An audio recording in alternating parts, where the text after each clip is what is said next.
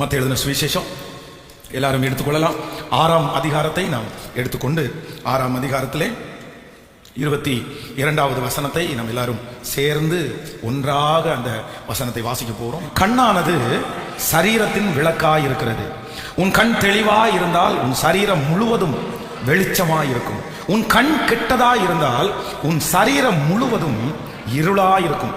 இப்படி உன்னில் உள்ள வெளிச்சம் இருளாய் இருந்தால் அவ்விருள் எவ்வளவு அதிகமாய் இருக்கும். இன்னொரு விஷயம் கூட நம்ம வாசிக்க போகிறோம். கண்ணானது சரீரத்தின் விளக்காய் இருக்கிறது. உன் கண் தெளிவாய் இருந்தால் உன் சரீரம் முழுவதும் வெளிச்சமாய் இருக்கும். உன் கண் கெட்டதாய் இருந்தால் உன் சரீரம் முழுவதும் இருளாய் இருக்கும். இப்படி உன்னில் உள்ள வெளிச்சம் இருளாய் இருந்தால் அவ்விருள் எவ்வளவு அதிகமாய் இருக்கும். ஆண்டவருடைய பிள்ளைகளே, கடந்த நாட்களிலே நான் ஆண்டவருடைய சமூகத்தில் ஜெபித்த போது ஆண்டவர் இந்த கண்களை குறித்து பேசும்படியாக என்னுடைய இருதயத்திலே கர்த்தர் வார்த்தைகளை தந்தார். நம்முடைய சரீரத்தில் இந்த கண் அப்படின்றது ரொம்ப முக்கியமான ஒன்று. நம்முடைய சரீரத்தில் இருக்கிற எல்லா அவயவங்களிலையும் இந்த கண் ஒருவேளை சின்னதாக இருக்கலாம். ஆனா இந்த கண் இல்லாத வாழ்க்கை ஒரு நல்ல வாழ்க்கை அல்ல, ரொம்ப ஒரு கடினமான வாழ்க்கை. இப்பொழுது நீங்க நம்ம எல்லாரும் நன்றாய் பார்த்து கொண்டிருக்கிறோம். நம்ம இன்னைக்கு இவ்வளவு அழகா ட்ரெஸ் பண்ணி இருக்கிறோம் அப்படின்னு சொன்னா, இல்ல நம்முடைய தலையை நல்லா சீவி இருக்கிறோம் அப்படின்னா, எதனால இப்படி நடக்குது அப்படின்னு சொன்னா, நம்ம ஒரு கண்ணாடிக்கு முன்னாடி நிற்கிறோம். நம்முடைய உருவத்தை நம்ம பார்க்கிறோம். நம்ம சாப்பிடுகிற சாப்பாடை நல்லா சாப்பிடுறதுக்கு அது கண்ணு தான் முக்கியமா இருக்கிறது. கடந்த சில நாட்களுக்கு முன்பாக நம்முடைய திருச்சபையில இந்த கண் தெரியாதவர்களுக்காக ஒரு நிகழ்ச்சியை வைத்திருந்தோம். அப்போ நூற்றுக்கணக்கான கண் தெரியாதவர்கள் வந்தார்கள். அவர்களுக்காக ஆகாரத்தை கொடுத்து சில பரிசுகளை எல்லாம் கொடுத்து, இன்னும் ஒரு சில ஆண்டுகளுக்கு முன்பாக அவர்களை பாட வைத்து, இப்படி இந்த கண் தெரியாதவர்களை நான் நிறைய அவர்களை நம்முடைய திருச்சபையிலே சந்தித்திருக்கிறேன். அப்போ அந்த மத்தியானம் அவங்களுக்கு சாப்பாடு கொடுக்கும்போது பாத்தீங்க அப்படின்னா ரொம்ப வருத்தமான ஒரு காரியம். அப்படின்னா அவங்க தன்னுடைய கையில அன்னைக்கு குழம்பு நம்ம வச்சோம், சாப்பாடு வச்சோம். அந்த குழம்பை தனியா ஊத்தி இருக்கிறோம், சாப்பாடை தனியா வச்சிருக்கிறோம். ஆனா அவங்க என்ன பண்றாங்கன்னா, அந்த கையை எடுத்து அந்த தட்டுல தொட்டு பார்க்கும்போது அந்த குழம்போட சேர்த்து தான் அந்த சோறை அவங்களால எடுக்க முடிஞ்சிருச்சு. அப்போ அவங்க சாப்பிட்ற அந்த தோரணையை பார்க்கும்போது என்னால தாங்கவே முடியல, கண்ணீரே வந்துருச்சு. அவங்க சாப்பாடை தன்னுடைய வாயில கொண்டு போறது, அவங்க வாயில நிறைய அந்த சோறு ஒட்டி இருக்கிறது, எதுவுமே அவங்களுக்கு தெரியல. இதில் ரொம்ப கொடுமையானது, ஒருத்தர் ரொம்ப பசி போல தெரியுது, ஒரு வெளியே ஓடி வந்தார். அப்ப நான் சொன்னேன், உள்ள சாப்பாடு உங்களுக்கு போடுவாங்க அப்படின்னு. இல்ல பாஸ்டர், இங்க எங்கேயாவது ஒரு சாப்பாடு எனக்கு கொடுத்தீங்கன்னா பரவாயில்லன்னு கேட்ட உடனே சரி ஒரு தட்டுல போட்டு சாப்பாடை கொடுத்தா, பக்கத்துல பாத்தீங்கன்னா ஒரு குப்பை வச்சிருக்குது, அதுக்கு பக்கத்திலே போய் உட்கார்ந்துட்டாரு. அவருக்கு தெரியல. அப்போ உங்களுக்கும் எனக்கும் கண்கள் இருக்கிறதுனால அதனுடைய அருமை தெரியல. ஆனா கண் இல்லாத ஒரு மனுஷனை இந்த உலகத்துல பார்த்தாதான் உண்மையிலே நம்ம என்ன பண்ணுவோம்னா, ஆண்டவருக்கு ரொம்ப நன்றி சொல்லுவோம். ஆண்டவரே, எனக்கு 2 கண்களையும் ஆரோக்கியமாய் கொடுத்ததற்காக நன்றின்னு நம்ம சொல்லுவோம். ஆனா ஒன்று நீங்கள் நினைத்துக் கொள்ளுங்கள், உங்களுடைய கர்த்தர் உங்களுக்கு கொடுத்திருக்கிற கண்களை நீங்கள் கெடுப்பீர்களே ஆனால், உங்க கண்களை நீங்க அசுத்தத்துக்கு நடத்துவீர்களே ஆனால், உங்களுடைய சரீரம் முழுவதும் என்னவா இருக்கும் வேதம் சொல்லுதுன்னா, கெட்டதா இருக்கும். ஒரு மனுஷனுடைய வாழ்க்கையினுடைய தீமை எங்க இருந்து ஆரம்பிக்கிறதுனா, கண்ணிலிருந்து தான் ஆரம்பிக்கிறது. கண்களை பத்திரப்படுத்தாத ஒரு மனுஷன், கண்களை சரியாக வைத்திருக்காத ஒரு மனுஷன் ஒருவேளை மற்றவர்களுக்கு முன்பாக நன்றாய் நடிக்கலாம், ஆனா கொஞ்சம் கொஞ்சமாய் உங்க சரீரம் கெட்டு போகிறது என்கிறதை நான் மறந்துடக்கூடாது. நான் ஒரு சில மனிதர்களை வேதத்திலிருந்து உங்களுக்கு காண்பிக்கிறேன். தங்களுடைய வாழ்க்கையிலே எல்லாமே இருந்தும் தங்களுடைய கண்களை அவர்கள் சரியா வச்சிருக்காததுனால அவர்கள் பெரிய இழப்புகளை இழந்தார்கள். நீங்கள் ஆதியாகமத்திலே வாசிப்பீர்களே ஆனால், ஆதாம் ஏவாளை குறித்து வேதத்தில் வாசிக்கிறோம். அப்போ இந்த ஏவாளை குறித்து வாசிக்கும் போது அவங்க வேற எதுலையுமே மிஸ்டேக் பண்ணல. ஆண்டவர் அவர்களை தோட்டத்திலே வைத்திருந்தார், கர்த்தர் அவர்களோட பேசினார், அவர்களுக்காக ஆண்டவர் நதிகளை கட்டளையிட்டார், காலையிலே குளிர்ச்சியான வேளையிலே ஆண்டவர் அவருடைய தேவைகளை சந்திக்க எல்லாம் வந்தார். ஆனா அங்கே அந்த தோட்டத்தின் நடுவிலே இருக்கிற அந்த விருட்சத்தினுடைய கனி அவங்களுக்கு முதல்ல என்ன பண்ணிருச்சாமா, பார்க்கிறதற்கு அழகா இருந்தது, அட்ராக்ட் பண்ணிருச்சு. ஐயோ இவ்வளவு அழகா இருக்குது, இந்த பழத்தை சாப்பிடலாமே, இவ்வளவு அழகா இருக்குது. தன்னுடைய கண்களினாலே ஏவாள் விழுந்துட்டாங்க. வேதம் சொல்லுது, தன்னுடைய முழு உலகத்திற்கும் பாவம் வந்ததும் அல்லாமல் எந்த தோட்டத்திலே அவர்களை ஆண்டவர் வைத்திருந்தாரோ அந்த தோட்டத்திலிருந்து அவர்கள் துரத்தப்பட்டார்கள். பிரதர், சிஸ்டர், ரொம்ப கவனமா இருங்க. இன்னைக்கு நிறைய பேரு தங்களுடைய கண்களில் ஜாக்கிரதையாகவே இல்லை. இன்னைக்கு இருக்குது பாருங்க, இந்த மொபைல் போன் ஒண்ணு வந்ததுனால நிறைய பேர் கண்களினாலே தவறானதை பார்க்கிறார்கள். அடுத்தவர்களுடைய நிர்வாணங்களை தங்களுடைய கண்களிலே பார்க்கிற யாராயிருந்தாலும் சரி, நான் சொல்லுகிறேன், உங்களுடைய வாழ்க்கையிலே ஆசீர்வாத குறைவு ஏற்பட்டு விடும். உங்க கண்களை கெடுத்துறாதீங்க. இன்னொருத்தருடைய அழக நம்முடைய கண்களினாலே இச்சிக்கவே கூடாது. தாவீது ஆண்டவருடைய இருதயத்திற்கு ஏற்ற தாசன். ஆடுகளுக்கு பின்பாக போய்கொண்டிருந்த அவனை கர்த்தர் அரசனாக கர்த்தர் மாற்றினார். அவனுக்கு எல்லா ஆசீர்வாதத்தையும் கர்த்தர் கொடுத்தார். அவன் கேட்கிறது எல்லாம் நடந்துருச்சு. அவனை கொல்லுவதற்கு யாருக்குமே கர்த்தர் பர்மிஷன் கொடுக்கல. ஒரு நாட்டினுடைய ராஜாவே அவனுக்கு விரோதமா எழும்பின போதிலும் கர்த்தர் அவனுடைய கையில் இருந்து அவனை அழகாய் கர்த்தர் மறைத்தார். ரொம்ப ஆச்சரியமா நடத்தினாரு. ஆனா ஒரே ஒரு நாள் பாத்தீங்க அப்படின்னா, தன்னுடைய உப்பரிகைக்கு போறான் பாருங்க. அங்க போய் நின்னு ஜன்னல் வழியாய் பார்க்கிறான். ஜன்னல் வழியாய் பார்க்கும்போது ஒரு ஸ்திரீ ஸ்நானம் பண்ணிட்டு இருக்காங்க. அந்த ஸ்திரீயை பார்த்த உடனே தன்னுடைய கண்களுடைய இச்சையினால விழுகிறான். அந்த ஒரே ஒரு விழுக அவனுடைய குடும்பத்துல அதற்கு பிறகு பாத்தீங்க அப்படின்னா சமாதானமே இல்லாம முடிவாய் மாறிடுச்சு. அவனுடைய பிள்ளைகள் அந்நியர்களுக்கு கொடுக்கப்பட்டார்கள். அவனுடைய பிள்ளைகள் நிறைய பேர் தன்னுடைய சரீர இச்சையினாலே மரணத்தை எதிர்நோக்கினார்கள். அவனுடைய கடைசி காலம் தன்னுடைய பிள்ளைகளால அவன் ரொம்ப மனசங்கடப்பட்டான். இதுக்கு எல்லாத்துக்கும் காரணம் என்ன அப்படின்னு சொன்னா, தன்னுடைய கண்களினால அவன் ஒரு இச்சைக்கு ஒப்பு கொடுத்ததுதான் அவனுடைய வாழ்க்கையினுடைய தோல்வி. அன்பு வாலிப தம்பியும் தங்கச்சியும் ரொம்ப கவனமா கவனி. உன்னுடைய கண்ணை நீ கரெக்டா பாத்துக்கலனா, உன்னுடைய கண்ணோட நீ உடன்படிக்கை பண்ணலனா, உன்னுடைய கண் சொல்லுகிறது எல்லாத்தையுமே நீ கேட்பாய், உன்னுடைய கண்ணனுடைய பார்வையிலே நீ அசுத்தத்தை பார்ப்பாயானால், நான் சொல்றேன், உன்னுடைய வாழ்க்கை முழுக்க ஒண்ணும் இல்லாம போயிருப்பா. உன்னுடைய வாழ்க்கையை நீ பார்க்கிற அந்த காட்சிகள் உன்னுடைய வாழ்க்கையே அழிச்சிரும். நீங்க கண்ணுல பாக்குறத மறந்துருவோம் நீங்க நினைக்கிறீங்க. ஒரு பிக்சரை நம்முடைய கண்ணுல பார்த்து அந்த கண்ணுல பார்த்த அடுத்த நிமிஷத்துல நம்முடைய இருதயத்திலையும் மனசுலையும் அது யோசிக்கிறது. வேத வல்லுநர்கள் சொல்லுகிறார்கள், ஒரு கண்ணுல பார்க்கிற ஒரு பிக்சர், கண்ணுல பார்க்கிற ஒரு காட்சி மரணம் வரைக்கும் திரும்ப ஒரு டைம் நினைச்சா அந்த அந்த அந்த பிக்சர் நம்முடைய கண்ணுக்கு முன்னாடி நிக்குமாமா. அத ஒரு மனுஷனால தன்னுடைய கண்களினாலே பார்க்கிற ஒன்றை அவ்வளவு சீக்கிரமா அவனால அழிக்கவே முடியாதாமா. இன்றைக்கு நீங்கள் பார்க்கிறதெல்லாம் ஒரு நாள் உங்க கண்ணுக்கு முன்னாடி வந்து நிற்கும். ஒரு நாள் காரணமே இல்லாம உன்னை புடிச்சு பாவத்துல தள்ளிடும். ரொம்ப ஜாக்கிரதை. எல்லாரும் எதற்காக ஜெபிக்கணும்னா, ஆண்டவரே என் கண்களை காத்து கொள்ள உதவி செய்யும்.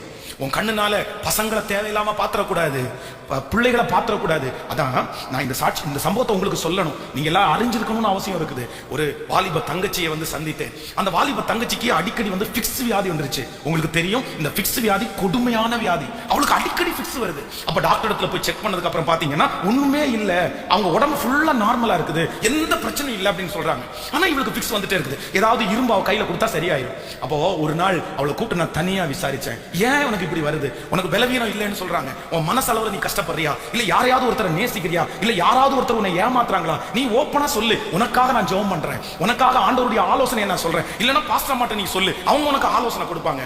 அப்போ அந்த தங்கச்சி அழுது கொண்டே ஒரு காரியத்தை சொன்னாங்க. என்னால அதை மறக்கவே முடியல. அவ வெளியூர்ல இருக்கா. அவளை கோயம்புத்தூர்ல அவங்க அம்மா அப்பா படிக்க வைக்கிறாங்க. அப்போ வெளியூர்ல இருந்து இந்த கோயம்புத்தூருக்கு வரும்போது அவனுடைய சொந்தக்கார ஒரு பையன், அந்த பையனும் கோயம்புத்தூர்ல படிக்கிறான். அவன் வரும்போது அவனுடைய பொண்ணு தனியா போகுதுன்னு சொல்லி அந்த பையனோட அந்த அம்மா அப்பா அனுப்புறாங்களாமா. நீ போற இல்ல, அண்ணன் கூட போறல, அண்ணன் கூட போ அப்படின்னு. அப்போ ஒரு டைம் அவன் வெளியூர்ல இருந்து வரும்போது அவனுடைய போன்ல இருக்கிற போட்டோஸ் எல்லாமே அந்த பொண்ணுக்கு காமிக்கிறான். என்னுடைய போட்டோ நம்ம பொதுவா சிலர் அப்படி காமிப்பாங்கல்ல, அந்த போட்டோ அவன் காமிக்கும் போது பாத்தீங்க அப்படின்னா இவன் ஒரு நல்ல எக்ஸசைஸ் பண்றவன். அந்த எக்ஸசைஸ் பண்றது, அந்த ஜிம்முக்கு போனது, அதுக்கப்புறம் கொஞ்சம் கொஞ்சமா அவனுடைய போட்டோவை காமிக்கும் போது அருவருப்பான போட்டோஸை காமிச்சிட்டே இருக்கிறான். அவனுடைய போட்டோவே அருவருப்பான போட்டோவே. உடனே இந்த பொண்ணுக்கு முகம் சுளிக்குது. ஆனாலும் ஒரு பக்கத்துல தன்னுடைய சொந்தக்கார பையன், தன்னுடைய அண்ணன் பையன் அப்படின்ற மாதிரி தோணுது. அப்படியே கொஞ்சம் கொஞ்சமாய் பேசி கடைசியில் அவன் என்ன சொன்னான் தெரியுமா? அந்த பிள்ளைய பார்த்து, நான் தான் என்னுடைய சரீரத்தில் இருக்கிற போட்டோஸ் எல்லாம் நான் காமிச்சிருக்கேன்ல, நீ காமிக்க கூடாதா அப்படின்னு அந்த பிள்ளைய பிரெயின் வாஷ் பண்ணி அந்த பிள்ளை தன்னுடைய போட்டோவை அனுப்பி அந்த போட்டோவை வச்சு அவன் மிரட்டி, இந்த போட்டோவை நான் காமிச்சிருவேன், இந்த போட்டோவை நான் எல்லாருக்கும் அனுப்பிடுவேன், அந்த அவன் என் போட்டோவை மிஸ்யூஸ் பண்ணிடுவானோ, என்னை தப்பா பயன்படுத்திடுவானோன்ற அந்த பயம் அந்த பிள்ளைக்கு கடைசியில் ஃபிக்ஸ் வியாதியில் அந்த பிள்ளைய கொண்டு போய் விட்டுருச்சு.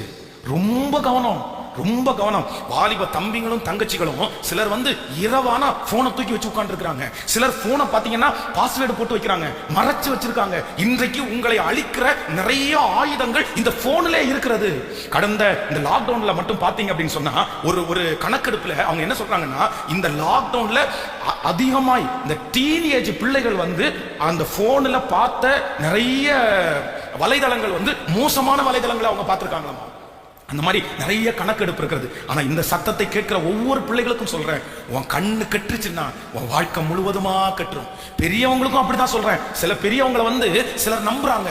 கணவனை மனைவி நம்புறாங்க. என் கணவனார் அப்படியெல்லாம் அசுத்தத்தை பார்க்க மாட்டாரு, என் கணவனார் நல்லதான் பார்ப்பாரு. நைட்டு இரவு நேரத்துல சில கணவனார்கள் படுக்கைக்கு வராம போனையே பார்த்துட்டு இருப்பாங்க. ஆனா மனைவிங்க முழு நிச்சயமா நம்புவாங்க. அவர் யாருக்காவது மெசேஜ் பண்ணுவாரு, அவர் யாருக்காவது பிசினஸ்ல பேசுவாரு, அவருக்கு நிறைய வேலை இருக்கும். ஆனா கணவன்மாரே, அன்பு சகோதரன்மாரே, உங்களுடைய மனைவியினுடைய கண்ணை மறைச்சிடுறீங்க, உங்க பிள்ளைகளுடைய கண்ணை மறைச்சிடுறீங்க. ஆனா ஆண்டவர் உங்களை பார்க்கிறார்.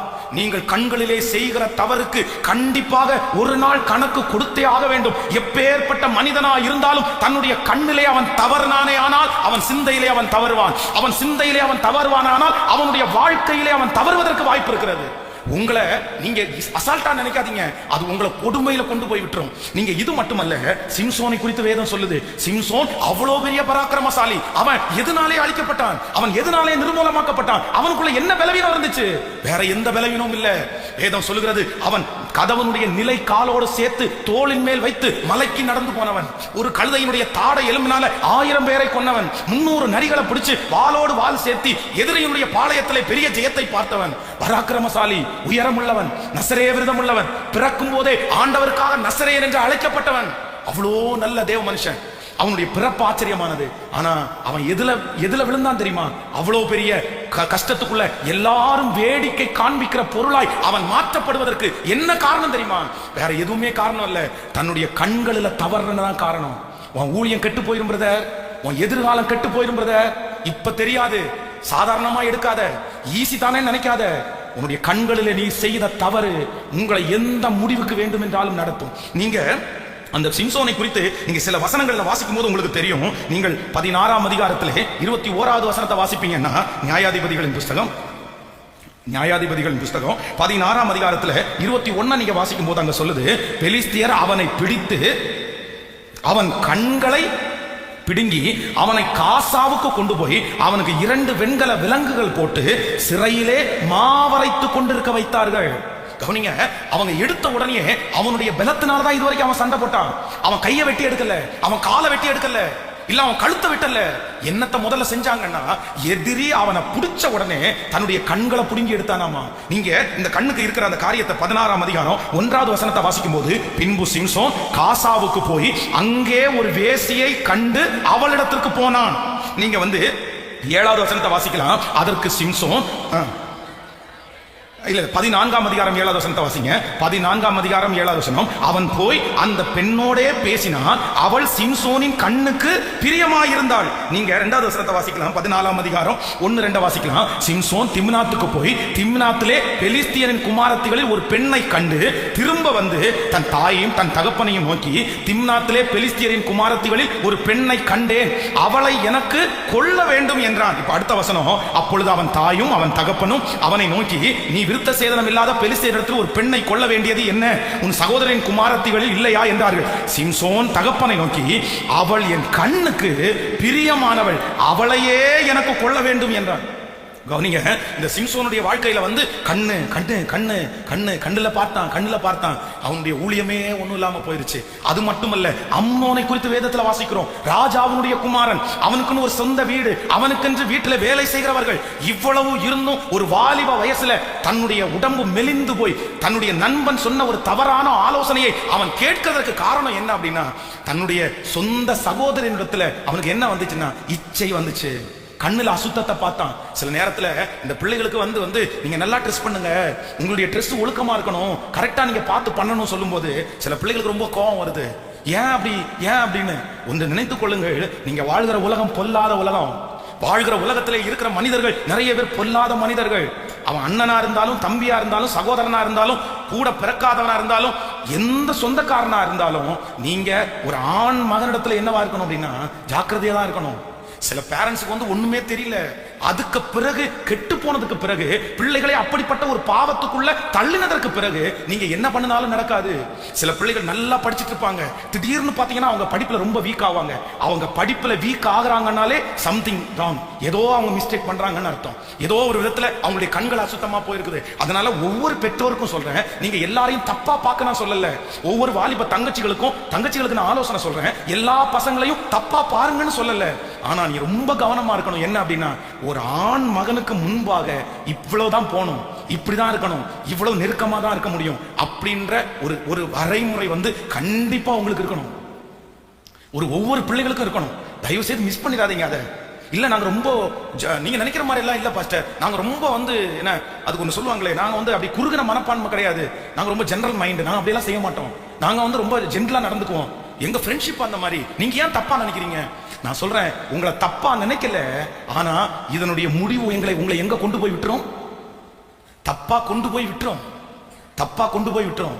உலகத்துல இருக்கிற கண்கள் பொல்லாத கண்கள். அப்போ நீ எல்லாரும் ஒரு தீர்மானம் எடுங்க, ஆண்டவரே என்னுடைய கண்களை காத்துக்கொள்ள எனக்கு பலன் தாரும். ஆமென் சொல்லுங்கள். கைகளை அசைத்து ஒரு ஹல்லேலூயா சொல்லலாம்.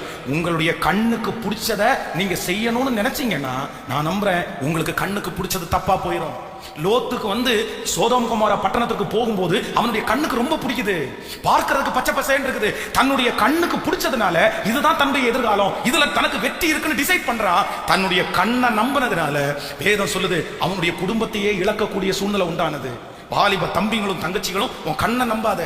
உன் கண்ணை அவன் காரை பார்க்கலாம், உங்க கண்ணை அவங்க பைக்கை பார்க்கலாம், உங்க கண்ணை அவங்க அழகா பார்க்கலாம். உங்க கண்ணனுடைய பார்வையை வச்சு உன் வாழ்க்கையை டிசைட் பண்ணேன்னா நான் சொல்றேன், அந்த வாழ்க்கையில ரொம்ப நாள் வெற்றியா ஓடவே முடியாது. ஆமென் சொல்லுங்க பார்க்கலாம். எத்தனை பேர் ஆமோதிக்கிறீர்கள்? இன்னைக்கு ஒரு தீர்மானம் எடுங்க, என் கண்ணோட நான் உடன்படிக்கை பண்ணுகிறேன். கைகளை எல்லாரும் உயர்த்தி சொல்லுங்க, ஆண்டவரே என் கண்களோட நான் உடன்படிக்கை பண்ணுகிறேன்.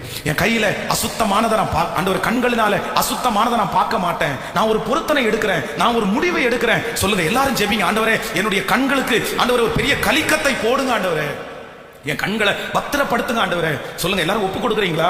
இனி நான் பார்க்க மாட்டேன், இனி தீயதை பார்க்க மாட்டேன், இனி நாடகத்துக்கு பின்னாடி நான் போக மாட்டேன் ஆண்டவரே, இனி நான் சினிமாவுக்கு பின்னாடி போக மாட்டேன், இனி அசுத்த காரியத்தை ஆண்டவரே நான் பார்க்க மாட்டேன், இனி என்னுடைய வாட்ஸ்அப்லயோ மற்ற எந்த விஷயத்திலேயுமோ ஆண்டவரே அப்படிப்பட்ட காட்சியை நான் பார்க்க மாட்டேன். ஹல்லேலூயா. என் கண்கள் நேராய் நோக்க கடவுது. ஆமென் சொல்லுங்க. கண்ணுல மட்டும் தவறுனதுனால எதிர்காலத்தை வீணடிச்சவங்க எத்தனையோ பேரு. கண்ணுல தவறுனதுனால தன்னுடைய கிருபை வரங்களை இழந்துட்டு நிக்கிறவங்க எத்தனையோ பேரு. கண்களை இழந்ததுனால தன் சரீரத்தை இழந்தாங்க, தன்னுடைய எதிர்கால வாழ்க்கையை இழந்தாங்க, வேலையை இழந்தாங்க, ஊழியத்தை இழந்தாங்க. எத்தனை எத்தனை எத்தனை பேரு. ஆனா இந்த சத்தத்தை கேட்கிறவங்க எல்லாருக்கும் ஒண்ணு சொல்றேன், உங்க கண்களால நீங்க இழக்கவே கூடாது. ஆமென் சொல்லுங்கள். ஆண்டவர் உங்கள்ட்ட தனிப்பட்ட விதத்துல பேசுவாரானால், மகனே மகளே ரொம்ப ஜாக்கிரதையாயிரு. உன் கண் யாரதான் பார்க்கணும்னா கர்த்தரையே நோக்கி பார்க்கணும். உன் கண் கெட்டதா இருக்குமானால், உன் கண் அசுத்தமா இருக்குமானால், உன் கண் விபச்சாரத்தினாலே நிறைந்திருக்குமானால், உன் கண்கள் இச்சையினாலே நிறைந்திருக்குமானால், உன் சரீரம் முழுக்க இச்சையா இருக்கும். உன் சரீரம் முழுக்க இச்சையா இருக்கும். உங்க சரீரம் முழுக்க கெட்டு போயிடும். ஆனா உங்க கண்ணு சுத்தமா இருந்தா உங்க சரீரம் முழுக்க எப்படி இருக்கணும்னா சுத்தமா இருக்கும். ஆமென் சொல்லுங்கள் பார்க்கலாம். இந்த கண்ணை குறித்து நான் தியானிக்கும் போது ஒரு தேவனுடைய பிள்ளைக்கு 3 விதமான கண்கள் தேவை. அந்த 3 விதமான கண்களை உங்களுக்கு சொல்லி உண்மையாகவே ஒரு நல்ல அற்புதமான ஒரு வார்த்தை ஆண்டவர் என் கூட பேசின வார்த்தை. 3 விதமான கண்கள், அந்த 3 விதமான கண்கள் நமக்கு தேவை. வாசிக்க போறோம். முதலாவதாக நீங்கள் 2 ராஜாக்களின் புஸ்தகத்தை எடுத்துக்கொள்ளுங்கள். 2 ராஜாக்களின் புஸ்தகம் 6ஆம் அதிகாரத்தை எடுத்துக்கொள்ளலாம். 2 ராஜாக்களின் புஸ்தகம் 6ஆம் அதிகாரத்திலே 15வது வசனத்திலிருந்து நம்ம வாசிக்க போறோம். 2 ராஜாக்கள் 6ஆம் அதிகாரம் 15வது வசனத்திலிருந்து வாசிக்கலாமா? சேர்ந்து வாசிக்கலாம். தேவனுடைய மனுஷனின் வேலைக்காரன் அதிகாலமே எழுந்திருந்து வெளியே புறப்படுகையில் இதோ இராணுவமும் குதிரைகளும் ரதங்களும் பட்டணத்தை சுற்றி கொண்டிருக்கிற கண்டான். அப்பொழுது வேலைக்காரன் அவனை நோக்கி, ஐயோ என் ஆண்டவனே. அதற்கு அவன், பயப்படாதே, அவர்களோடு இருப்பவர்களை பார்க்கணும் நம்மோடு இருக்கிறவர்கள் அதிகம் என்றான். அப்பொழுது எலிசா விண்ணப்பம் பண்ணி, கர்த்தாவே இவன் பார்க்கும்படி இவனுடைய கண்களை திறந்தருளும் என்றான். உடனே கர்த்தர் அந்த வேலைக்காரனின் கண்களை திறந்தார். இதோ எலிசாவை சுற்றிலும் அக்கினிமயமான குதிரைகளும் ரதங்களாலும் அந்த மலை நிறைந்திருக்கிறதை அவன் கண்டான். ஆமென் சொல்லுங்கள். கர்த்தருடைய பிள்ளைகளே, இந்த சம்பவம் நம்ம எல்லாரும் அறிந்த சம்பவம். காலையிலே தேவனுடைய மனுஷனுடைய வேலைக்காரன் கதவை திறந்து வெளியே வருவதற்காக வர்றாரு. வரும்போது பாத்தீங்கன்னா அவனுடைய கண்களிலே ஒரு ஆச்சரியமான ஒரு காரியத்தை பார்க்கிறாரு. அவனுடைய வீட்டை சுற்றிலும் அவர்கள் 2 பேரையும் பிடித்து கொண்டு போவதற்காக நிறைய குதிரைகளும் ரத வீரர்களும் நின்று கொண்டிருக்கிறாங்க. அவங்கள பார்த்த உடனே அந்த மனுஷனுக்கு என்ன வருதுன்னா, உள்ளுக்குள்ள ஒரு பெரிய பயம் வருது. ஐயோ ஆண்டவனே, அவன் அந்த சொல்ற அந்த சத்தத்தை பாத்தீங்கன்னா, ஐயோ என் ஆண்டவனே, பாருங்க நம்மளை பிடிச்சிட்டு போறதுக்கு வந்துட்டாங்க. உடனே தீர்க்கதரிசி வெளியே வர்றாரு. நீ எதுக்குப்பா பயப்படாத, நீ எதுக்கு பயப்படுற, நீ பயப்படாத. அவர்களோடு இருப்பவர்களை பார்க்கிலும் நம்மோடு இருப்பவர்கள் அதிகம்னு சொல்லி அவனுடைய கண்கள் திறக்கும்படியாக ஜெபம் பண்றாரு. நல்லா கவனிங்க. நம்பர் 1, முதலாவதாக ஒரு தேவனுடைய பிள்ளைக்கு என்ன கண்கள் நமக்கு தேவை அப்படின்னா, பிரச்சனைகளை பார்க்கும் போது பயப்படாத கண்களை ஆண்டவர் நமக்கு தரணும். ஆமென் சொல்லுங்க. முதலாவதாக நமக்கு என்ன கண்ணு தேவை அப்படின்னா, பிரச்சனையை பார்த்து பயப்படாத கண்கள் நமக்கு தேவை. ஒருவேளை இந்த ஆலயத்தில் இந்த சத்தத்தை கேட்கிற ஆண்டவருடைய பிள்ளைகளே, உங்களுடைய கண்களுக்கு முன்பாக பார்க்கிற அந்த பிரச்சனையை பார்த்து பார்த்து நீங்கள் பயந்து போய் வந்திருக்கலாம். அந்த பெரிய பர்வதத்தை பார்த்து பயந்து போய் வந்திருக்கலாம். அந்த தேவையை பார்த்து நீங்க பயந்து போய் வந்திருக்கலாம். ஆனா ஆண்டவர் இன்றைக்கு வாக்கு கொடுக்கிறார், உங்களுக்கு கர்த்தர் எப்படிப்பட்ட கண்களை தரணும்னு சொன்னா, பிரச்சனைகளை பார்க்கும் போது பயப்படாத கண்களை கர்த்தர் உங்களுக்கு தருவாராக. எத்தனை பேர் ஆமோதிக்கிறீர்கள்? சிலருக்கு அப்படிதான். இந்த பிரச்சனையை பார்த்த உடனே முதல்ல எதுல தான் பயம் உண்டாகும் அப்படின்னா, கண்கள்ல தான் பயம் உண்டாகும். நான் செய்வேனா, என்னால அதை செய்ய முடியுமா, நான் எப்படி செய்ய போறேனோ, ஐயோ எனக்கு முன்னாடி நிக்கிற ஆள் ரொம்ப பெரிய ஆளாச்சே, எனக்கு முன்னாடி நிக்கிற பிரச்சனை ரொம்ப பெருசாயிருச்சே. பார்த்த உடனேயே சிலருக்கு தங்களுடைய கண்களிலே பயம் ஆயிரும். ஆனா நீங்களும் நானும் எதற்காக ஜெபிக்கணும் அப்படின்னு சொன்னா, ஆண்டவரே எந்த பிரச்சனைகளை நான் சந்தித்தாலும் முதல்ல என்னுடைய கண்ணு எப்படிப்பட்டதா இருக்கணும்னா, அந்த பிரச்சனையை பார்த்து என் கண்ணு என்ன பண்ண கூடாதுன்னா, பயப்படவே கூடாது. எத்தனை பேர் ஆமோதிக்கிறீர்கள்? பயப்படாத கண்கள் உங்களுக்கு இருக்குமே ஆனால், உங்களுக்கு விரோதமாக இருக்கிற தேவை எவ்வளவு பெரிதா இருந்தாலும், உங்களுக்கு விரோதமாக இருக்கிற பிரச்சனை எவ்வளவு பெரிதா இருந்தாலும், நான் நம்புகிறேன் அந்த காரியத்தை சுலபமாய் உங்களால ஜெயிக்க முடியும். எத்தனை பேர் ஆமோதிக்கிறீங்க? நீங்க இதற்கு ஒப்புமையான வசனங்களை வேதத்துல வாசிப்பீர்களே. ஆனா வேதம் நமக்கு ரொம்ப அழகா சொல்லுது. தாவீது கோலியாத்தினுடைய சம்பவத்தை நம்ம வாசிக்கலாம். கவனிங்க. அந்த கோலியாத்தினுடைய உயரத்தையும் கோலியாத்தினுடைய தோற்றத்தையும் அவனுடைய கைகளிலே இருக்கிற ஈட்டியையும் பட்டயத்தையும் பார்த்த உடனே அந்த ஜனங்களுக்குள்ள என்ன வந்துச்சாமா, கண்ணுல பார்த்த உடனே பயம் வந்துருச்சு. ஐயோ இவ்வளோ பெரிய மனுஷனா, இவ்வளோ பெரிய ஈட்டியா, இவ்வளோ பெரிய கேடகமா, இவ்வளோ பெரிய தலையா, இவ்வளோ பெரிய உயரமா. அங்க இருக்கிற சவுல் ராஜா பயந்து போனார். அங்க இருக்கிற ஜனங்கள் எல்லாம் பயந்து போனார். கண்களில பார்த்த உடனே பயப்பட்டதுனால யாருக்குமே அந்த பிரச்சனையை எதிர்கொள்ளக்கூடிய தைரியம் இல்ல. யாருமே முன்னாடி போகல. அந்த மனுஷன் சவால் விடுறான், வா வா என் கூட போட்டி போடு, என்ன ஜெயிச்சுட்டு போ. ஆனா யாருமே முன்னாடி போகல. ஆனா ஒரே ஒரு தேவ மனுஷன் இருந்தான், தாவீது. வேதம் சொல்லுது, அந்த கோலியாத்தை பார்க்கும் போது தாவீதுக்கு பயமே வரல. அவர் என்ன சொல்றாரு அப்படின்னு சொன்னா, ஒருவேளை சிங்கத்தை போல் இருப்பான், இல்லைன்னா கரடியை போல் இருப்பான். சிங்கத்தின் கைக்கு என்னை தப்புவித்த கர்த்தர், கரடியின் கைக்கு தப்புவித்த கர்த்தர் இந்த பெலிஸ்தியனுடைய கைக்கு என்னை தப்புவிக்கிறதுக்கு வல்லவராயிருக்கிறார். ஆமென் சொல்லுங்கள். கைகளை உயர்த்தி ஒரு ஹல்லேலூயா சொல்லுங்கள். நான் நம்புகிறேன் உங்களுடைய கண்கள் பயத்தோடு பார்க்கிற, ஒருவேளை இந்த சத்தத்தை கேட்கிற ஜனம் அப்படியே உடைஞ்சு போய், பாஸ்டர் நீங்க சொல்ற எல்லா வார்த்தையும் எனக்காக மட்டும்தான், என் பிள்ளையுடைய வாழ்க்கையை என் கண்ணு பார்க்கும்போது ரொம்ப பயமா இருக்குது, எனக்கு முன்பாக இருக்கிற தேவைகளை என்னுடைய கண்கள் பார்க்கும்போது பயமா இருக்குது, நான் இன்னைக்கு பயத்தோடு தான் இந்த இடத்துல வந்திருக்கிறேன், என் கண்களில் ரொம்ப பயம் நிறைந்திருக்கிறது, மரண பயம் நிறைந்திருக்கிறது, நான் என்ன செய்வேனோ, இதிலிருந்து நான் எப்படி தப்புவிப்பேனோ, நான் கரை சேர்வேனா, ஆண்டவர் என்னை கரை சேர்ப்பாரா? ஆனா கர்த்தர் இன்னைக்கு வாக்கு கொடுக்கிறார், உனக்கு விரோதமா இருக்கிற பிரச்சனையை விட அந்த பிரச்சனைக்கு பின்பாக இருக்கிற இயேசு பெரியவர். அந்த சூழ்நிலையை விட இயேசு பெரியவர். உன்னுடைய கண்கள் அந்த பிரச்சனையை மட்டும் பார்க்க வேண்டாம், அந்த பிரச்சனைக்கு பின்பாக உன்னை விடுவிக்கிற ஒரு கர்த்தர் இருக்கிறார், உன்னை கை தூக்கி விடுகிற ஒரு கர்த்தர் இருக்கிறார், உன் வெட்கத்திற்கு பதிலாக 2 மடங்கு பலனை கொடுக்கிற கர்த்தர் இருக்கிறார். ஓ சிறு மந்தையே பயப்படாதே என்று சொல்லுகிற கர்த்தர் இருக்கிறார். அவர் உங்களோடு இருக்கும் போது உங்களுடைய கண்கள் அந்த பிரச்சனையை பார்த்து பயப்பட தேவையே இல்லை. ஹல்லேலூயா ஆமென் சொல்லுங்க. எல்லாரும் ஜெபம் பண்ணுங்க, ஆண்டவரே எனக்கு ஒரு கண்களை தாருங்க. எந்த கண்கள்னா பயப்படாத கண்கள். ஆமென் சொல்லுங்க. எதுக்குமே நான் என்ன பண்ணிடக்கூடாதுன்னா, அதான் நீங்கள் ஒரு சாட்சி உங்களுக்கு தெரிந்திருக்கும் அப்படின்னு நினைக்கிறேன். நான் பல ஆண்டுகளுக்கு முன்பாக நான் அந்த என்னுடைய வண்டி எடுத்துட்டு இந்த கணப்பனரில் கொஞ்சம் முன்னாடி நிறைய கடைகள் இருக்கிற இடத்துல ஒரு பொருள் வாங்குறதுக்காக போனேன். அப்போ இதுக்கு முன்பாக நம்ம ஆரம்பிச்ச சர்ச்சில் பக்கத்தில் ஒரு 6-7 ரவுடி பசங்க இருப்பாங்க. அவங்க அந்த தெருவிலேயே உட்காந்துருப்பாங்க பாருங்க. ஆனா யார்கிட்ட அவங்க கெட்டவங்களோ இல்லையோ, எங்கிட்ட அவங்க ரொம்ப நல்லவனா இருப்பாங்க. என்ன பார்த்தவன கீழே இறங்கி நிற்பாங்க, ஃபாதர் நல்லா இருக்கீங்களான்னு கேட்பாங்க, ஏதாவது விசாரிப்பாங்க, எதுவும் ப்ரோக்ராம்ஸ் எதுவும் வைக்கலையான்னு கேட்பாங்க. அப்படி ரொம்ப நெருக்கமா இருப்பாங்க. ஆனா அதுல ஒரு பையன் வந்து பாத்தீங்கன்னா திருச்சபைக்கு போகிற ஒரு பொண்ணை அவன் வந்து நேசிப்பான். நேசித்து அந்த பொண்ணு வந்து ஏமாந்து காதலிச்சு வந்து 2 பேரும் கல்யாணம் பண்ணி 2 பேருமே பிரிஞ்சுட்டாங்க. அப்ப ஒரு நாள் வந்து அந்த கடையில நின்றுட்டு இருந்தான். அப்ப அவனை பார்த்துட்டு அவன் வந்து என்னமோ கஞ்சா போட்டிருப்பான்னு நினைக்கிறேன், அவன் அப்படிதான் இருப்பான், போதையில் இருப்பான், எனக்கு எதுவுமே தெரியல. அவனை திரும்பி பார்த்து சரி இத்தனை நாள் அவன்கிட்ட நம்ம பேசி இருக்கிறோமே, இப்ப பேசலைன்னா நல்லா இருக்காதுன்னு சொல்லி அவன் முகத்தை பார்த்து ஒண்ணு மட்டும் தான் கேட்டேன். சரிப்பா பிரதர் எப்படி இருக்கீங்க, ஃபேமிலி எப்படி இருக்குன்னு தான் கேட்டேன். அதான் பரிசுத்தவான்களுக்கு காரணம் இல்லாத காயங்கள் நிறைய இருக்குன்றது. அப்பதான் வந்து நம்மள காரணத்தோடையும் அடிப்பாங்க, காரணம் இல்லாமலும் அடிப்பாங்க. அப்படியே பேசிட்டு இருக்கும் போது அவன் என்கிட்ட கேட்கறான், உங்க பேனா கொஞ்சம் தருவீங்களான்னு கேட்கறான். உடனே வந்து நான் அந்த பேனாவை வந்து சரி ஏதோ ஃபோன் நம்பர் ஏதாவது எழுதுறது கேட்பான் அப்படின்னு சொல்லி அந்த பேனாவை கொடுக்குறான். அந்த பேனாவை அவன் உருவிட்டு அவன் கையை முறுக்கி பிடிச்சிட்டு இப்படி பிடிச்சான். பிடிச்சா அப்படியே ஒரு குத்துனா பாருங்களேன் கழுத்துல இந்த இடத்துல அப்படியே அந்த நிப்பு உள்ள இறங்கிருச்சு. அவனுடைய அந்த பேனாவை வந்து கொஞ்சம் லாஸ்ட்ல வச்சிருக்கிறான். அவன் அந்த குத்துன அந்த ஃபோர்ஸ் பாத்தீங்கன்னா அவனுடைய கை வந்து இந்த நெஞ்சில் இந்த இடத்துல இடிச்ச உடனே எனக்கு அப்படியே ஒரு தடுமாற்றம் வருது.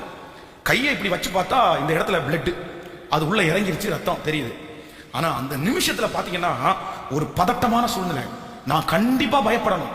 ஒருவேளை பயப்பட்டு அந்த இடத்துல கத்தி இருந்தேன்னா அது ரொம்ப கொஞ்சம் இருட்டா இருக்குது, சுத்தி எல்லாரும் நின்று இருக்காங்க, அந்த இடத்துல ஒரு பெரிய கலவரமே ஆயிருக்கும்.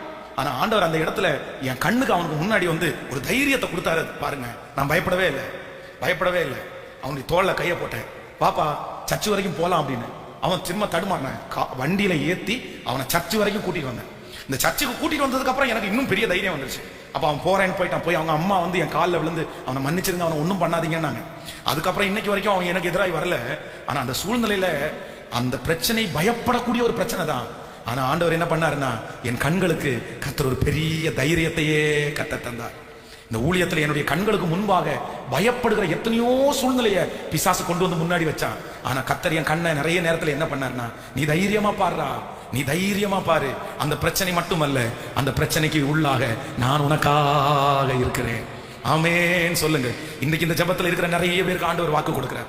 யார் நீங்க பயந்து போய் வந்திருக்கிறீங்கன்னு தெரியல, என் கண்ணு ரொம்ப பயப்படுது பாஸ்டர். உண்மைதான் பாஸ்டர், நீங்க சொல்ற அந்த அபிஷேகம் எனக்கு தான் பாஸ்டர் வேணும், அந்த கிருபை எனக்கு தான் பாஸ்டர் வேணும். நான் நம்புறேன் அந்த திருமணம் வெற்றியாய் நடக்கும். ஆண்டவர் அந்த தேவைகளை ஆச்சரியமாய் சந்திப்பார். உங்க கண்களுக்கு முன்பாக இருக்கிற தேவை, கர்த்தர் ஒரு காகத்தை உங்களுக்காக கர்த்தர் அனுப்புவார். கர்த்தர் உன்னை வெற்றியாய் அந்த இடத்திலே நடத்துவார். அந்த மனுஷனை குறித்து, அந்த தேவையை குறித்து உன்னுடைய கண்கள் பயப்பட வேண்டிய அவசியம் இல்லை. அவர்களோடு இருப்பவர்களை பார்க்கலும் உன்னோடு கூட இருக்கிறவர்கள் அதிகம். கர்த்தர் அவர்கள் கண்களுக்கு முன்பாக உன்னை மேன்மைப்படுத்துவேன். நன்றாய் கரங்களை தட்டும் போதே கர்த்தர் அப்படி ஹalleluya பிரச்சனையை பார்த்து பயப்படாத கண்களை, பிரச்சனைகளை பார்த்து பயப்படாத கண்களை கர்த்தர் நமக்கு தருவாராக. ஆமென் சொல்லுங்க. உங்களுடைய கண்களில் கையை வச்சு சொல்லுங்க, ஆண்டவரே இந்த கண்ணு எந்த பிரச்சனையும் பார்த்து பயப்படவே கூடாது. சொல்லுங்க எல்லாரும் உங்க கண்களில் கையை வச்சு, இந்த எனக்கு ஒரு கண்ணை தாங்கப்பா, பிரச்சனைகளை பார்த்து பயப்படாத கண்ணை தாங்க, பயப்படாத கண்ணை தாங்க. ஹல்லேலூயா. நீதிமான்களோ சிங்கத்தை போல என்னவா இருக்காங்களாமா. உங்க கண்ணுல பார்த்த உடனே நீங்க பயப்பட்டுட்டீங்க. நான் நம்புறேன் உங்களால ஒரு ஸ்டெப் கூட எடுத்து வைக்க முடியாது. அந்த இடத்துக்கு அந்த பிரச்சனைக்கு விரோதமா உங்களால போராடவே முடியாது. அதான் இஸ்ரவேல் ஜனங்களை குறித்து வேதம் சொல்கிறது, 12 பேர் வேவு பார்க்கறதுக்காக போனாங்க. 12 பேர் வேவு பார்க்கறதுக்காக போதுல 10 பேருக்கு அந்த ஊர்ல உள்ள ஜனங்களை பார்த்த உடனே என்ன வந்துருச்சு சொல்லுங்க. அவங்க சண்டை போடல, அவங்க வாக்குவாதம் பண்ண போல, ஆனா பார்த்த உடனே அவங்களுக்கு பயம் வந்துருச்சு. வந்து சொல்றாங்க, அங்க ஏனாக்கின் புத்திரரை கண்டோம், அவர்கள் பார்வைக்கு நாங்கள் வெட்டு கிளிகளை போல இருந்தோம். அவங்க 2 பெரிய ஆம்பளை ஆட்கள் வந்து ஒரு திராட்சை கொலையை தூக்கிட்டு வந்தாங்களாமா. எவ்வளவு பெருசு தூக்கி வந்திருக்காங்க. நம்ம ஒரு திராட்சை கொலையை எடுத்து வெயிட் போட்டோம்னா 250 கிராம் இருக்கும். ரொம்ப பெரிய திராட்சை கொலை அப்படின்னு சொன்னா ஒரு 500 கிராம் இருக்குமா, அவ்வளவுதான். 500 கிராமுக்கு மேல இருக்கிற திராட்சை கொலையை நம்ம பார்த்ததில்லை. ஆனா அவங்க வந்து கானான்ல இருந்து எடுத்துட்டு வந்த திராட்சை கொலை 2 பேர் தோல்ல சுமந்துட்டு வந்தாங்களாம். அவ்வளோ பெரிய பெரிய பழம். அதை சாப்பிட்றவங்களும் அவ்வளோ பெருசா தான் இருந்திருப்பாங்க.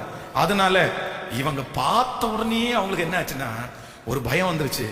சரி, இதுவரைக்கும் கர்த்தர் தானே நடத்தினாரு, எகிப்தினுடைய கைக்கே உன்னை விடுதலை ஆக்கினாரேப்பா, செங்கடலிலே உன்னை விடுதலை ஆக்கினாரேப்பா, நீ ஏன் உன் கண்களினால பயப்படுற?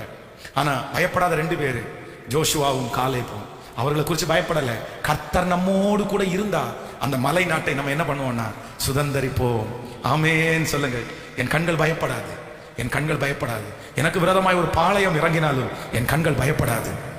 என் பக்கத்தில் 1000 பேர் விழுந்தாலும், என் வலதுபுறத்தில் 10000 பேர் விழுந்தாலும் நான் என் கண்களால் அதை பார்த்து, ஓ ஹalleluya, துன்மார்க்கன் துன்மார்க்கருக்கு வரும் பலனை நான் பார்ப்பேன். என் கூட கர்த்தர் இருக்கிறது என் கண்கள் காணும். ஹல்லேலூயா, ஹல்லேலூயா. கர்த்தர் இப்பொழுது கர்த்தர் கட்டளை இடுகிறார். இனி உங்களுடைய கண்கள் தைரியமாய் தான் பார்க்க போகிறது. உனக்கு முன்பாக இருக்கிற அந்த வேலையை உங்களுடைய கண்கள் தைரியமாய் தான் பார்க்க போகிறது. நான் நம்புகிறேன், உங்களுக்கு முன்பாக அச்சப்படுத்துகிற அந்த வேலையை நீங்கள் வெற்றியாய் செய்து முடிக்க போகிறீர்கள். ஸ்தோத்திரம், ஸ்தோத்திரம், ஸ்தோத்திரம், ஸ்தோத்திரம், ஸ்தோத்திரம். இனி உங்கள் கண்கள் பார்த்த உடனே பெரிய வெற்றி. கரங்களை அசைத்து ஒரு ஹல்லேலூயா சொல்லலாம். ஆமென். நம்பர் 2, இரண்டாவது, வேகமாய் ஒரு தேவனுடைய பிள்ளைக்கு என்ன கண்கள் வேணும் அப்படின்னு சொன்னா நீங்கள் எடுத்துக்கொள்ளலாம். சங்கீதத்திலே 123வது சங்கீதத்தை எடுத்துக்கொள்ளலாமா? 123வது சங்கீதத்தை எடுத்துக்கொள்ளலாம்.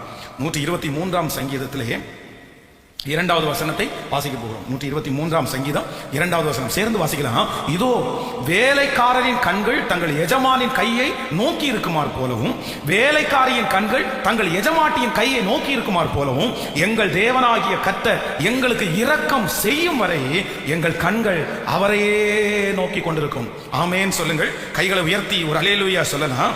நம்பர் 2, இரண்டாவதாக இந்த இடத்துல சங்கீதக்காரர் ரொம்ப அழகா சொல்றாரு.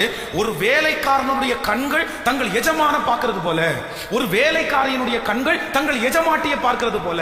அப்படின்னா ஒரு இடத்துல வேலை செய்யறவங்க வந்து ஒரு எஜமானனுக்கு கீழே வேலை செய்யறவங்க அந்த சம்பள நாள் வரும்போது அத்தனை நாட்களும் அவர்கள் செய்த அந்த சம்பளத்தை வாங்குறதுக்கு அவங்க என்ன பண்ணுவாமா, அந்த எஜமானனை பார்க்குமாமா. இன்னைக்கு தந்துருவாரா சம்பளம், இன்னைக்கு முடிக்கிறதுக்குள்ள தந்துருவாரா. அவங்க இந்த வீட்டுல வேலை செஞ்சுட்டு அடுத்த வீட்டுல அதை எதிர்பார்க்க மாட்டாங்க, தன்னுடைய எஜமானனிடத்திலேயே எதிர்பார்க்கிறார்கள்.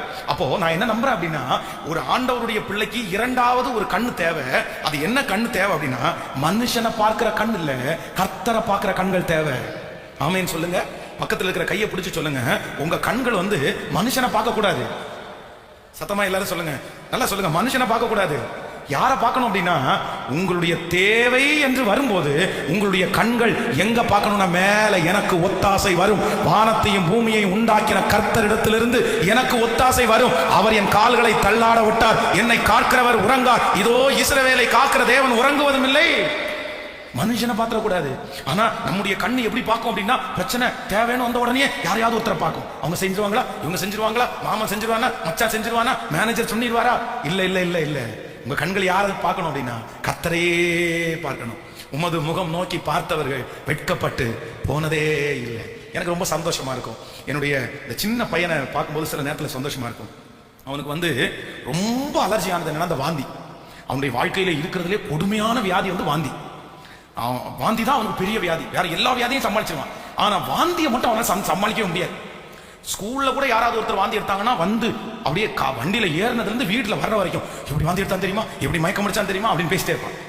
ஆனா அவன் எது வந்தாலும் பயப்பட மாட்டான். வாந்தி வந்த அடுத்த நிமிஷத்துல நைட் என்ன சொல்றான் தெரியுமா, டாடி உங்க சாட்சியை போடுங்களேன். சாட்சி, என்னுடைய சாட்சி யூடியூப்ல சொல்லியிருக்கேன்ல, அந்த சாட்சியை. அதுக்கப்புறம் பாவியன் மீது பாட்டு. சரி, ஒரு டைம் பாவியன் மீது பாட்டை கேட்டு முடிச்சிட்டான். நமக்கு நம்ம பாடின பாட்டை எத்தனை டைம் நம்ம கேட்டுருக்கிறது. அதனால அந்த பாட்டை ஆஃப் பண்ணிட்டு வேற பாட்டு போட்டான். அதையே போடுங்க டாடி, எனக்கு பாவியன் மீது பாட்டு கேட்டா என்னமோ நல்லா இருக்கிற மாதிரி தோணுது. வாந்தி எடுத்தா வீடு ஃபுல்லா கும்பிடுவான் பாருங்க.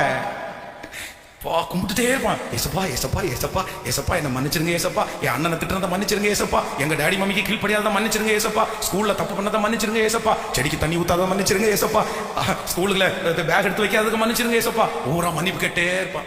நான் சந்தோஷம் தான் படுவேன். ஏதோ ஒரு பிரச்சனைன்னு வரும்போது உடனே கர்த்தரை பார்க்கணுன்ற ஒரு எண்ணமாவது உனக்கு வருதேடா இந்த வயசுல. ஆனா சிலர் அப்படி பார்க்கவே மாட்டாங்க. அவங்க கண்ணு யாராவது கொடுப்பாங்களான்னு தான் பார்க்கும். ஆனா நான் நம்புறேன், யாராவது கொடுப்பாங்களான்னு பார்க்கிற கண்ணு அவங்க கண்ணு நிறையிற அளவுக்கு ஒரு நாள் வாங்கவே மாட்டாங்க. மனுஷனை பார்க்கிற நீங்க பெரிய வெற்றி அடையவே முடியாது. தேவைன்னு வரும்போது உங்க கண்ணு யாரை பார்க்கணும்னா, எனக்கு ஒரு கண்ணு தாங்க ஆண்டவரே, உண்மையே பார்க்கணும், உண்மையே பார்க்கணும். ஹல்லேலூயா. கைகளை அசைத்து ஒரு ஹல்லேலூயா சொல்லலாம். கடந்த சில நாட்களுக்கு முன்பாக ஒரு பிரதர் வந்து என்ன சந்திக்க வரும்போது ஒரு காணிக்கை கொடுத்துட்டு ஒரு சாட்சியை சொன்னார். போன லாக்டவுன்ல 60 டன்னு பொருளை வந்து அவருடைய கம்பெனியில் கொண்டு வந்து இறக்கிட்டாங்களாமா. 60 டன்னு.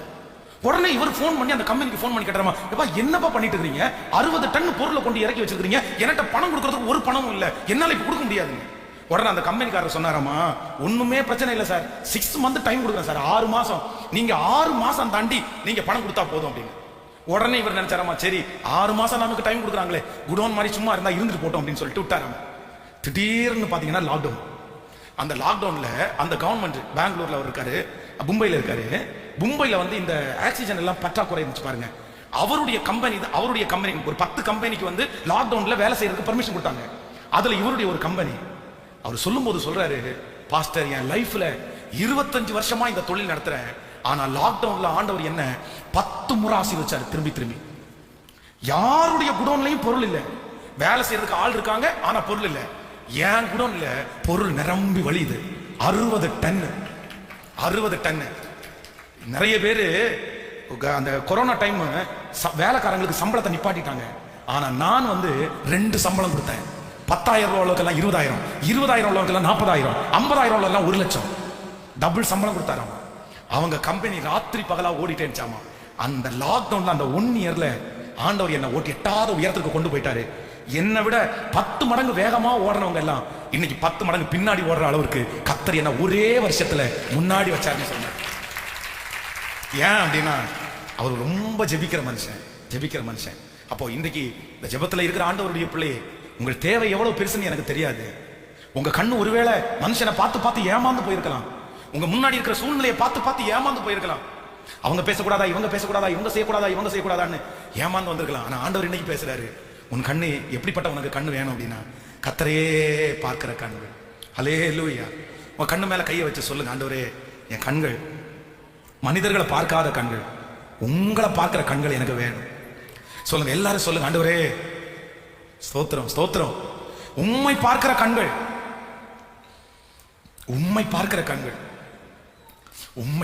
கண்கள். ஆமென். ஒரு வசனத்தை வாசிங்க. 1 சாமுவேலின் புஸ்தகம் 13ஆம் அதிகாரத்தை எடுத்துக்கொள்ளுங்கள். 1 சாமுவேல் 13ஆம் அதிகாரம் 11வது வசனத்தை வாசிக்கலாமா?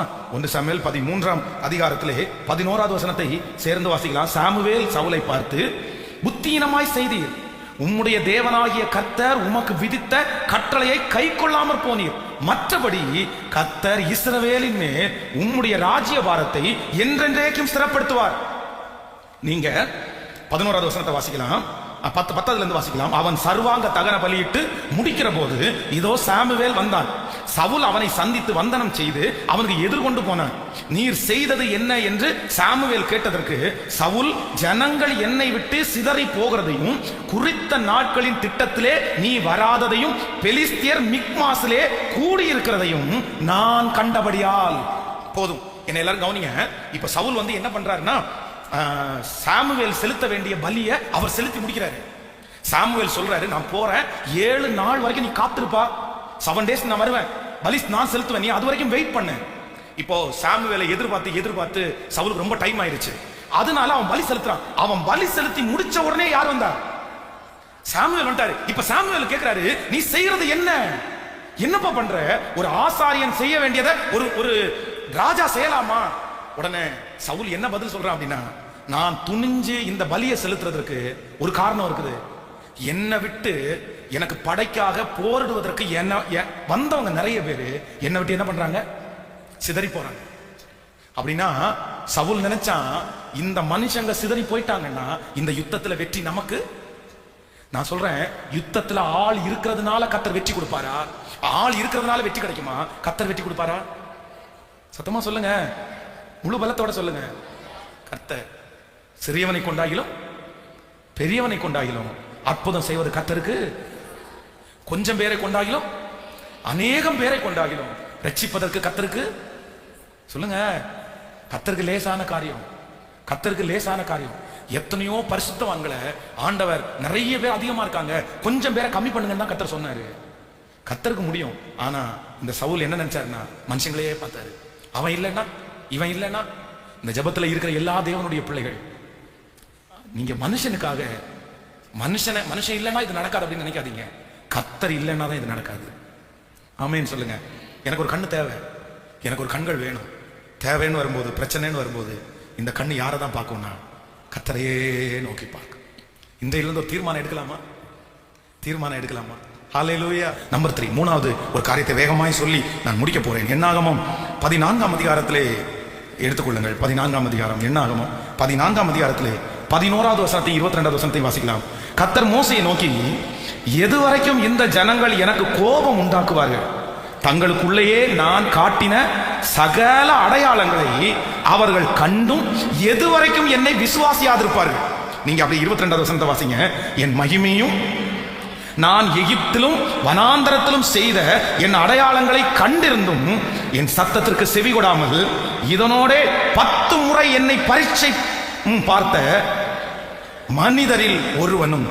கவனிங்க, ஆண்டவர் இந்த இடத்துல ரொம்ப அங்கலாய்ப்பா சொல்றாரு. நீங்க 11வது வசனத்தை வாசிக்கும் போது கர்த்தர் மோசையை நோக்கி, எதுவரைக்கும் இந்த ஜனங்கள் எனக்கு கோபம் உண்டாக்குவார்கள், தங்களுக்குள்ளே நான் காட்டின சகல அடையாளங்களையும் அவர்கள் கண்டும் எதுவரைக்கும் என்னை விசுவாசியாதிருப்பார்கள்.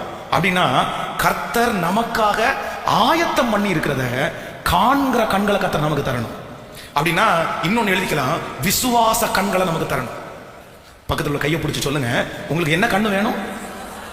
சத்தமா சொல்லுங்க. முதல்ல பயப்படாத கண்ணு, 2வது தேவனை பார்க்கிற கண்கள், 3வது என்ன கண்ணு தேவைன்னா நமக்காக ஆயத்தம் பண்ணி வச்சிருக்கிறத பார்க்கிற கண்கள் நமக்கு தேவையாமா. ஆமீன் சொல்லுங்க. யாருக்கு தெரியும் உங்களுக்கு கர்த்தர் என்னென்ன ஆயத்தம் பண்ணி வச்சிருக்கிறாருன்னு? நான் நம்புறேன் உங்களுக்கு நீங்க நினைக்கிறத விட பல மடங்கு ஒரு உயர்வை கர்த்தர் ஆயத்தம் பண்ணி வச்சிருக்கலாம். அதை உங்களுடைய கண்கள் என்ன பண்ணணும்னா பார்க்கணும். அதுக்காக நீங்க ஜெபிக்கணும். என் கண்களை திறந்தரலும், அப்போ உங்க தரிசனம் மாறும், அப்போ உங்க ஜெபம் மாறும், அப்போ நீங்க ஆண்டவரை ரொம்ப அதிகமா ஏற்றுக்கொள்வீர்கள். மகளே, உன் கண்ணு விசுவாசிக்கட்டும். மகனே, உன் கண்ணு விசுவாசிக்கட்டும். நான் நடத்துவேன்றதை நீ நம்பு, நான் நடத்துவேன்றதை நீ நம்பு. உன் கண்கள் ஃபெய்த்தா பார்க்கட்டும். கர்த்தர் செய்வார், கர்த்தர் செய்வார், கர்த்தர் செய்வார்.